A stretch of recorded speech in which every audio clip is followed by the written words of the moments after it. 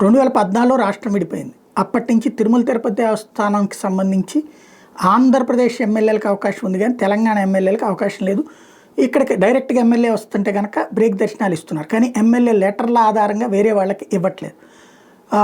TV5 Naidu గారికి హైదరాబాద్లోనే ఆస్తులకు, బట్ ఆయన చిత్తూరు జిల్లా, ఆయన ఉమ్మడి చిత్తూరు జిల్లా, ఆయనగా చైర్మన్ అయ్యేటప్పటికి ఆయన ద్వారా చంద్రబాబు గారికి వాళ్ళ ఇది చెప్పడం, అక్కడ రేవంత్ రెడ్డి ఉండటంతో ఇప్పుడు తెలంగాణ ఎమ్మెల్యేలందరికీ వారంలో 2 రోజుల పాటు వాళ్ళ లెటర్లు అనుమతించేటట్టు, దాని మీద లేఖల ఆధారంగా 6గురికి బ్రేక్ దర్శనాలు కావచ్చు, తర్వాత ఒక 3 దాకా ఏమో 300 రూపాయల టిక్కెట్లు, శీఘ్ర దర్శన టిక్కెట్లు ఇట్లాంటివి ప్రకటించడం జరిగింది. ఇప్పుడు మరి యాదాద్రిలో ఆంధ్ర ఎమ్మెల్యేలకి ఇలాంటి అవకాశం ఇస్తారా? భద్రాద్రిలో ఆంధ్ర ఎమ్మెల్యేలకి ఇట్లాంటి అవకాశం ఇస్తారా? ప్రోటోకాల్ దర్శనాలు ఏర్పాటు చేస్తారు వీళ్ళ లెటర్ల మీద? ఇది కూడా ఒకసారి చెప్తే బాగుంటుంది.